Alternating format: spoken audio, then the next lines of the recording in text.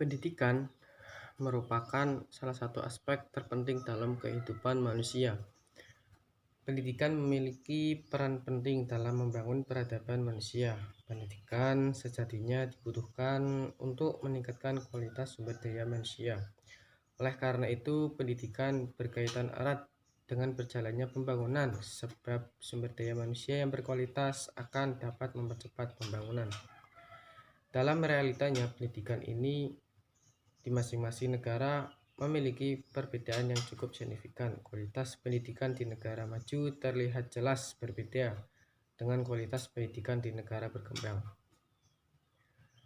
Perbedaan ini dapat dilihat dari segi taraf hidup masyarakat, yang dimana pada masyarakat di negara maju memiliki taraf hidup yang jauh lebih baik jika dibandingkan dengan negara berkembang.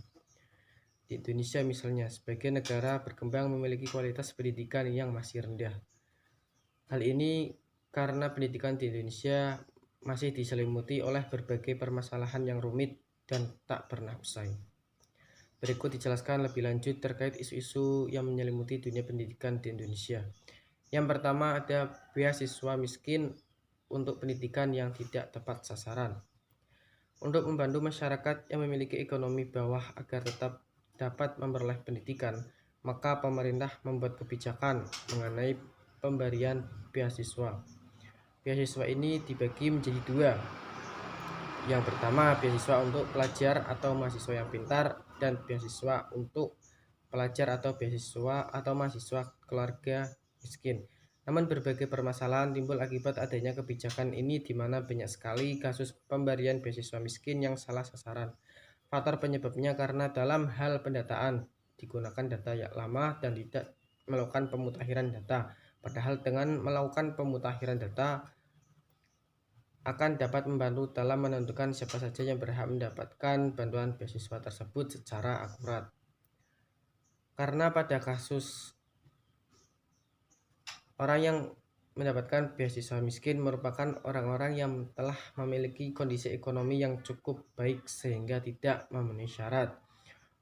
Contoh kasusnya seperti anak dari seorang pengacara yang mendapatkan beasiswa miskin padahal keluarganya memiliki kondisi ekonomi yang cukup bagus. Anak dari seorang pengacara ini tidak pantas untuk mendapatkan beasiswa miskin karena keluarganya tergolong mampu. Belum lagi dana beasiswa miskin ini juga sering disalahgunakan, di mana banyak yang memanfaatkan dana tersebut di luar keperluan sekolah. Hal ini kemudian perlu menjadi perhatian khusus pemerintah karena masih banyak anak-anak di luar sana yang memiliki keinginan kuat untuk menempuh pendidikan formal, namun tidak memiliki kesempatan karena keterbatasan ekonomi.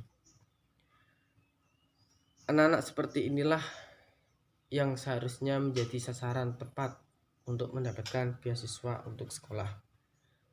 Yang kedua, ada berbagai permasalahan terkait dengan biaya pendidikan.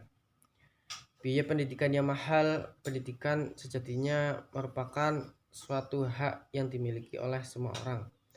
Hak di masyarakat terkait dengan pendidikan sendiri telah diatur oleh undang-undang.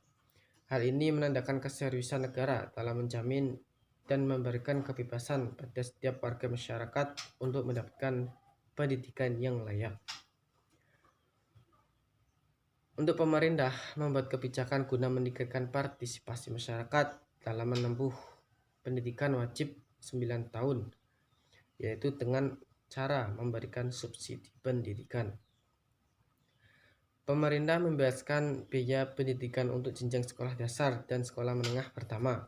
Meskipun demikian, pada sekolah menengah pertama terdapat berbagai sekolah yang mempunyai kebijakan sendiri dalam membayar uang gedung demi keperluan pembangunan sekolah.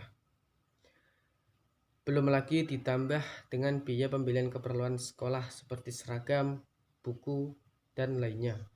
Kemudian pada jenjang sekolah menengah ke atas, yang dimana diberlakukan biaya sumbangan pengembangan pendidikan atau SPP yang harus dibayar setiap bulan serta tambahan biaya pembangunan.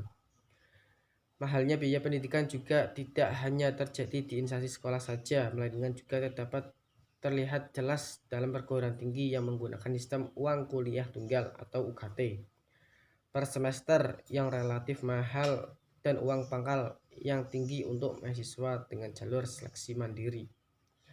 Tentunya hal ini dirasa cukup memberatkan sebagian orang terutama untuk orang-orang yang memiliki kondisi ekonomi menengah ke bawah. Besarnya biaya pendidikan yang dikeluarkan kemudian membuat banyak anak putus sekolah dan tidak dapat melanjutkan pendidikan ke perguruan tinggi karena tidak mampu membayar biaya pendidikan. Cukup miris melihat isu-isu sekarang.